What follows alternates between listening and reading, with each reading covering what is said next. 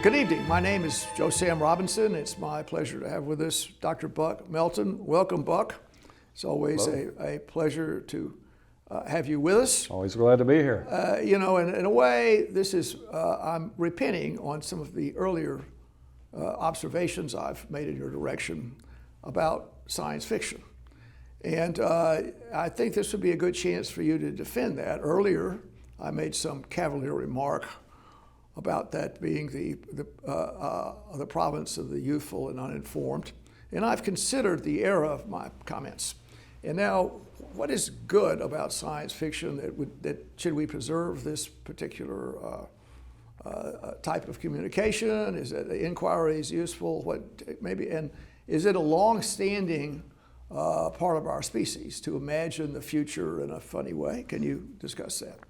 Well, first of all, I would say I'm glad you've repented. I have. I've thought about it and considered. Well, a little bird told me that when you were young, you actually partook a little bit. I did. I enjoyed it. I was very intrigued. And then you outgrew it somehow. Well, I don't know what the right phrase would be, but I moved on. Yes. Well, I moved on. I understand that. So not that but it's fair enough. There's a great having thought about this. Yes. Science fiction gives the perpetrator, the writer, the film director a lot of leeway to explore human dynamics, the future, and to make good and bad prognostications that if we take these to heart, we might repent as there's time. So it's it can be a very salutary kind of thing. I will say, though, if you just use the label science fiction and do you like it and what can it do for you, that's like saying, do you like classical music? I love Renaissance polyphony, can't stand Igor Stravinsky, and yet they are both classical music. So what can you say? So there's good science fiction and bad science fiction. No, there's military science fiction, there is philosophical science fiction, there is alternate. There are many different genres, and they set out to do many different things. So, for instance, one of the more basics, I just mentioned military science fiction. One of my favorite series is the Honor Harrington series.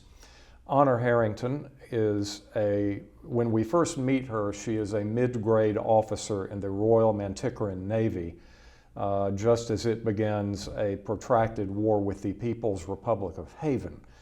This is set around 2,000 years in our future, and it's the Napoleonic Wars retold. And even so far as the ultimate leader of the People's Republic Haven is a Rob S. Pierre. They take a tennis court oath. Honor Harrington's initials are those of Horatio Hornblower. Yes.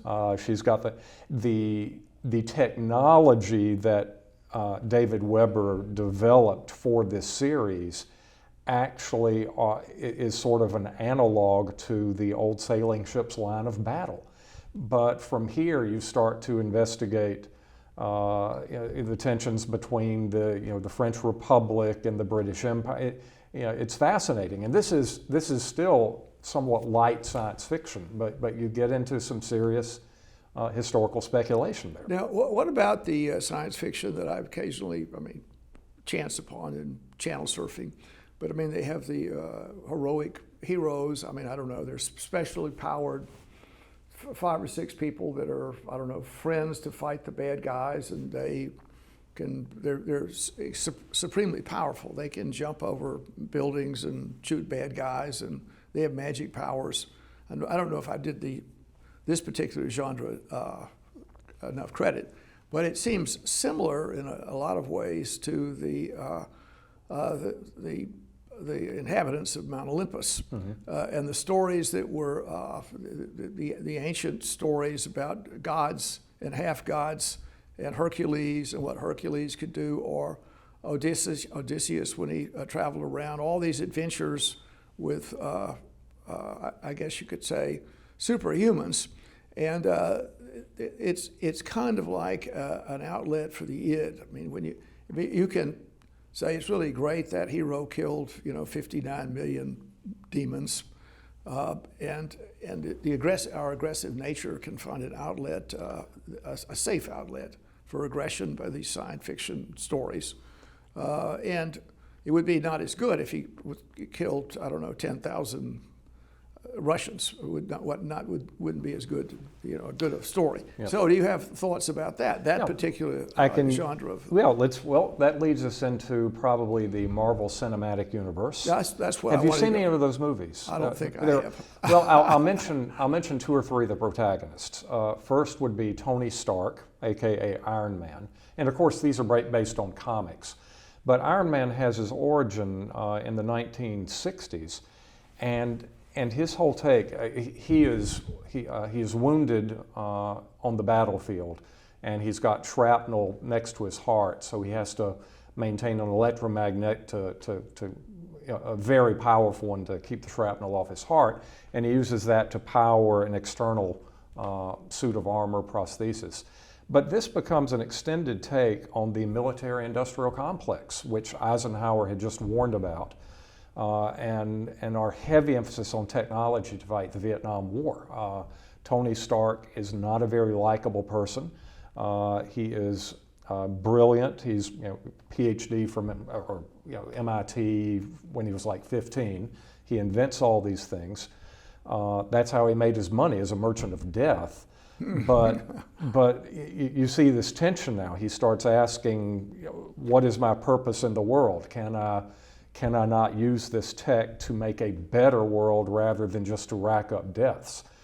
Then you have Bruce Banner, who experiments on himself, and now when he loses his temper and becomes angry and has a burst of adrenaline, he turns into the Incredible Hulk. And this is a very interesting meditation on human nature. At one point, when he's trying very hard not to be angry, but then he loses it and hulks out. And yet another character says, Banner, remember yourself, come back to yourself. And so the question is, what is the true self? Is it the id? Is it the rage? Or is it the higher functions? Now, do people that participate, that like the genre, that watch this, do they have those thoughts? Or are they just intrigued by the Hulk as he tosses people out windows? And I'll expand the comment.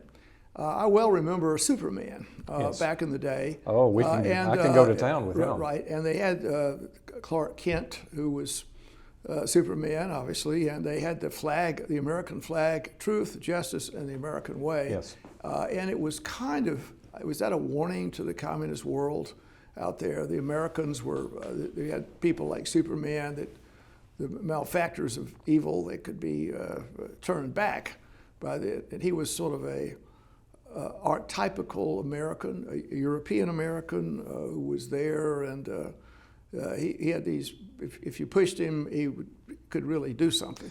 Yes, so, and you can, that's the thing, you can read many different things into these.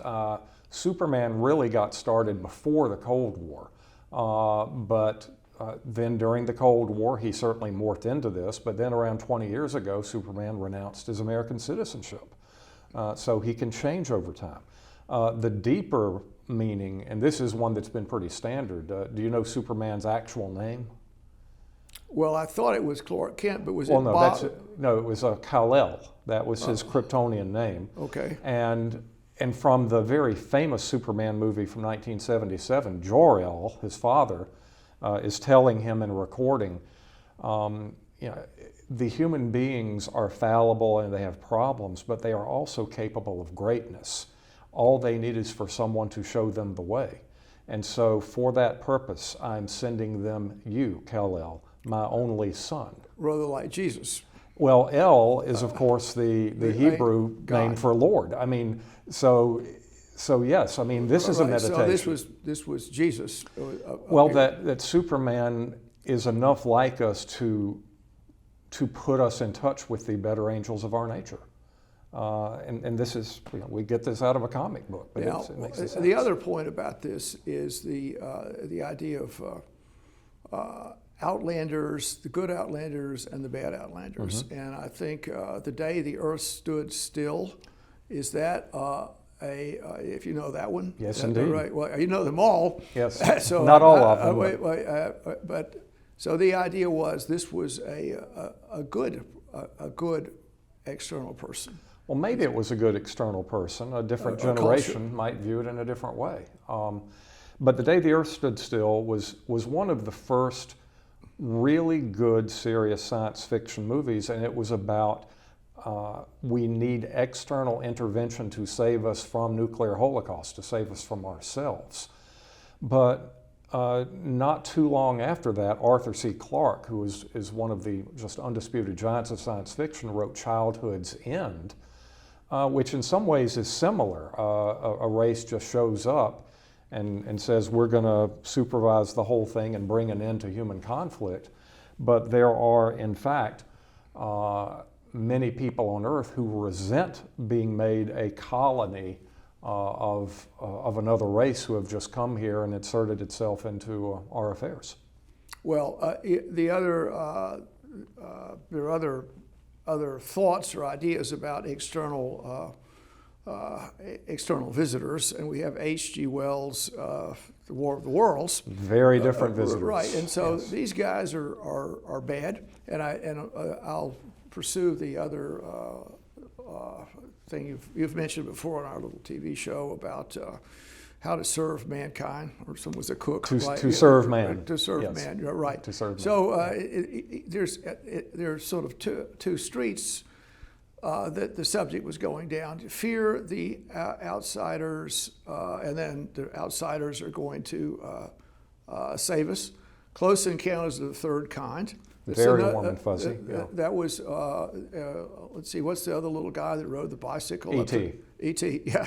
So the external meaning, you could say, we were having a discussion earlier about the diversity of the country, and maybe it's a difficult thing for many, and people might be threatened by it. So this was sort of, actually, the external visitors are really, really good people or good entities, and we need to rejoice and accept them and not be frightened, and they can do a lot of good things for us.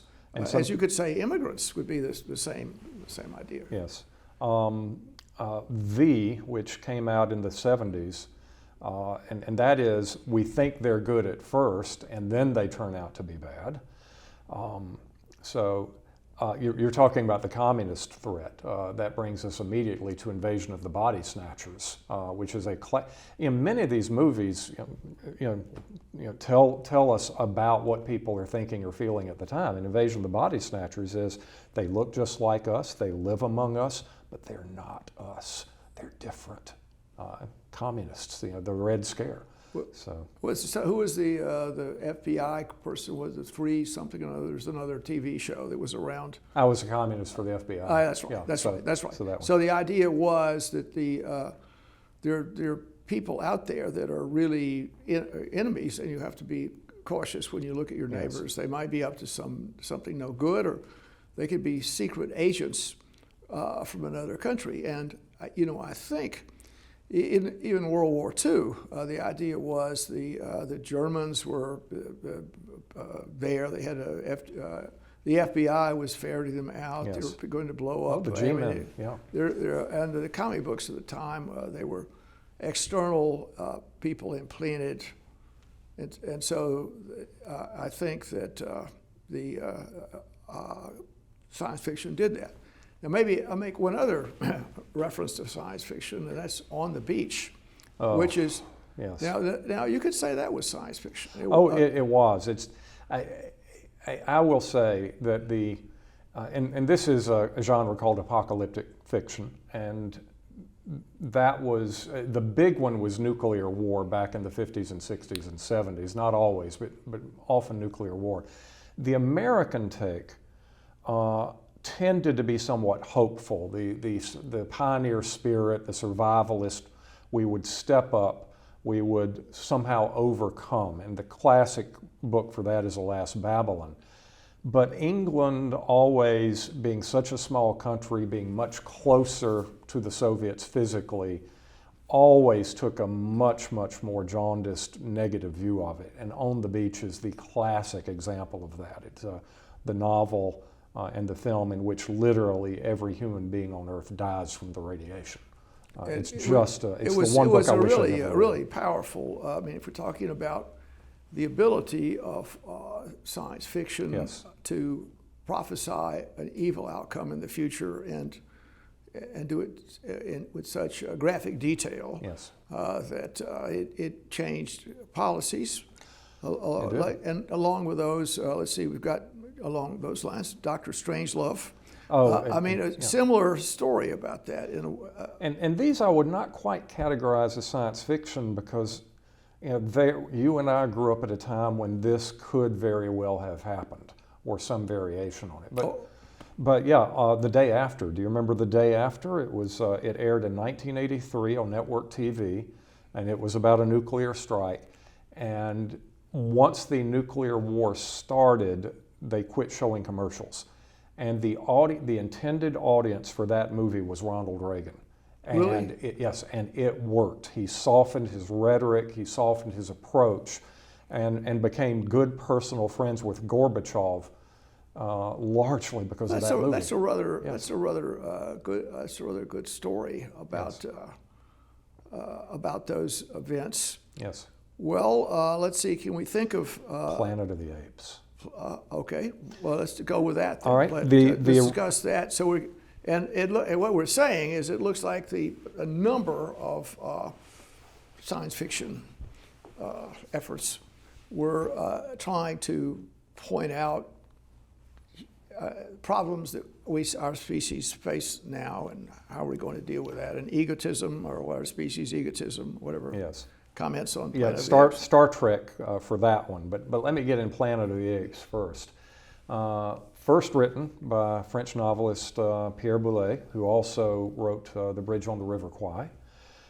He wrote this in the late 50s, entitled Monkey Planet, and then, of course, not quite 10 years later, was made into a blockbuster, 1968, starring Charlton Heston. The thing to remember is that when Boulet wrote this book, it had been only a few years since the Vietnamese had beaten the French at Dien Bien Phu, and the French lost their colonial empire in Vietnam. And when the American movie was made with American protagonists, it was that horrible, horrible year of 1968. When you put these two things together, it becomes very obvious what the subtext of this book and this movie were about.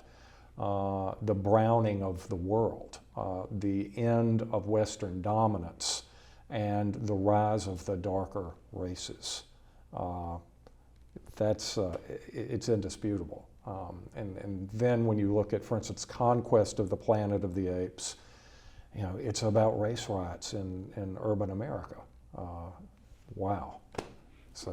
Well, and so these beneath the surface messages that are being produced by Hollywood, now they seem to be out there, and there's some secret wisdom behind different movies or books. What about these people that are fighting with the demons? Let's see, what's the alien? They're fighting aliens. They show up. Maybe there's one in the South Pole. That was probably yes. Alien is a big one. Is that fear of the outsiders, or what's in the future has? Well, if you look at the original movie Alien, I'm not sure if it had a social or political message. I will say it was absolute cinematic artwork, the pacing, the acting, the scoring, but it was essentially a haunted house fright movie set in space, with, instead of a haunted house, you had a spaceship you couldn't get off of. So that's where science fiction can sometimes just go into anything that's not rational or knowable or routine, and and mysterious, and it gets in, I think, to a certain need for mythology or a rejection of the rational world. Yes. Is that a fair thing? Yeah, like Fuseli's Nightmare. For that, I would actually quote you Buffy the Vampire Slayer, which is not quite science fiction. Yes. It's surrealistic horror. But Buffy is a when we meet her as a 16-year-old typical Valley girl kind of high school student in So California. a little dingbatty, if I can say that. Yes. But in a nice way. Yes. A nice way, yes. But she is the chosen one. In every generation, a young woman is chosen to be the slayer of evil and get superpower. But this becomes a metaphor for how hellishly hard it is to get through high school. So, for instance, at one point, a group of jocks turns into jackals, literally. Oh, really? By day they are guys. By night they turn into jackals. Well, what are teenage guys? They're jackals. Yes. It's a difficult age. Yes. Age, When Buffy has her first sexual experience and she sleeps with her vampire boyfriend, he turns evil. I mean, this is a commentary. What's you sleep with a guy that he turns nasty to. Well, and so it's sort of a social statement. Yeah, it is. It's about social ostracism and the anxieties and monsters we face, both surrounding us and in our own psyche as we negotiate adolescence. Well, what's not science fiction? I mean, I would say about if you're writing a book, you're doing this and you're doing that. You have to stay totally within the real world. The way people respond would be the way you would expect them to. There wouldn't be any shocks.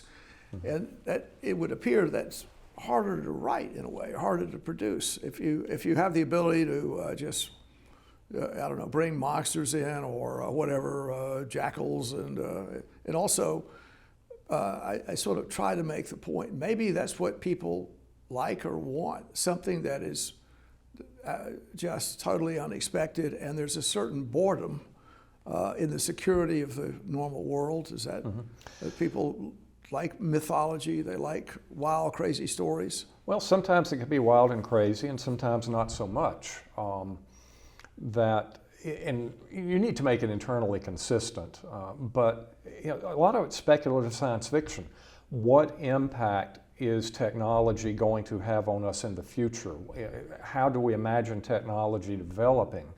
And what will that do to human beings? And of course, with AI these days, that's a very big question. So that turns us to the Terminator movies. It turns us to Isaac Asimov's I, Robot, when both of which involve human beings inventing, if you will, synthetic life forms based on silicon and not on carbon that become physically stronger and mentally far, far superior to us. What happens to us as a result? That's very important, and we are wrestling with that right now. I mean, in higher education, there is no good method now for determining what was written by a human and what was written by an AI. It cannot be policed, and we are just in the infancy of AI. So where is this taking us in the future? What does that mean for education? Well, and so science fiction can have a warning attached to it. It can warn us about different things.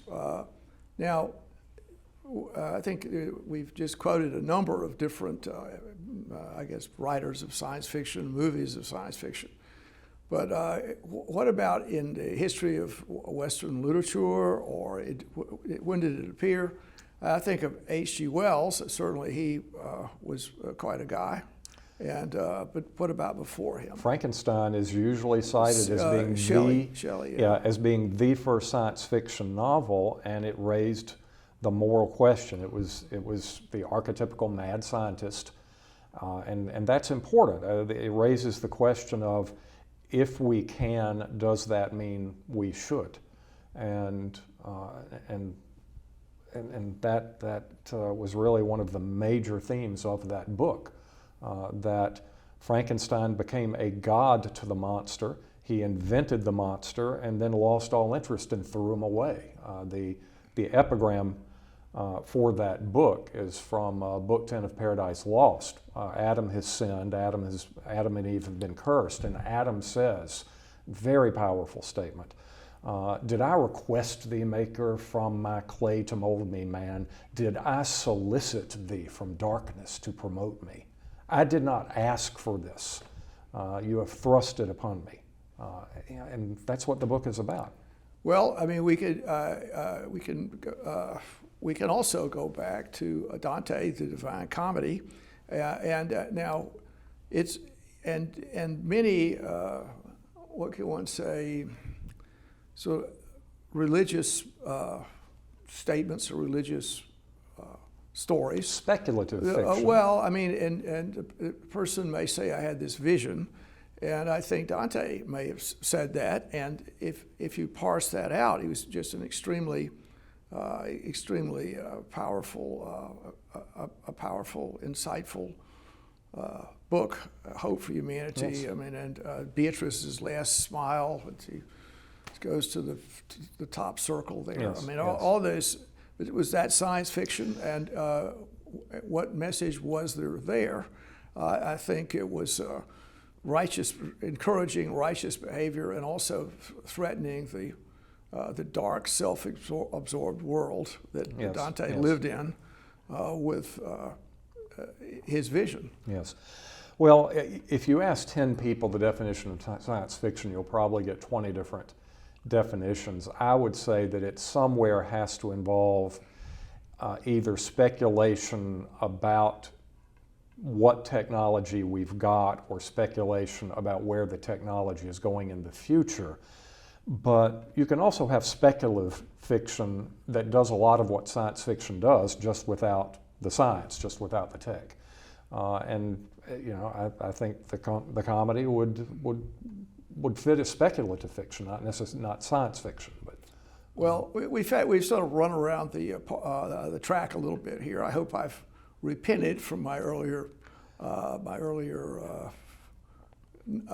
cavalier remark. well, I hope I've given you some things to think about, and we haven't touched on Star Trek, which is All right, really go- all deserves its own All right, show for that one. give us a minute on Star Trek. Well, hope for the future, essentially, that somehow we can overcome, you know, these problems and achieve a form of unity. But as we move out into space, we will continue to face our inner demons. I mean, if you want me to cite just one, we meet two aliens, they hate each other, they're trying to kill each other. They're both black on one side, they're white on the other. I was going to make reference to Yes. that, but keep talking. And- That was on my mind, and Yes. I was going to talk. And They were Kirk- checkers. They were checkers, I think. Right? No, it was just straight Right, down. right, and- Black and- on one side, oh, white okay. on the other. And Captain Kirk finally asks, "You're Why do from you the hate same each other?" species. Why do you hate each other? Don't you know? Don't Can't you know? see? He's white on the left side. Yeah. My people are white on the right side." That's right. And this, of course, came out once Right. again in '68. You know, Right. so That's really. it shows how ridiculous racism is if you stop and look at it at that actually, level. their DNA So- is so closely connected, Yes. and some kind of human intrinsic failing about having an in group and an out group, and Yes. DNA. The story about that. Yes, but yeah, I can't do Star Trek justice in the time we've got left. But that's just one brief bit of. Was this? What about the Ulysses? Is it a similar kind of thing? You're on the boat with your crew and you're going from place to place. Was he trying to get home? Was it an idea to get back to the Earth? Was that, or he was just on missions? I suppose so, but I mean, Ulysses. I mean, the whole. I mean, boats are technological. So, I mean, if we did in fact have a real time machine, and we go back to any point on Earth, and we come out of the time machine, the first person we grab, we say, "Show us the most technologically advanced thing that you have in this society." They are always going to show you a ship, invariably. I mean, it's true today. It's always been true. It's always going to be true. So, you could possibly classify, you know, anything like that as at least touching on science fiction. Well, I mean, the travel and the Yes. idea, and then when you're on the boat, you have to be purged.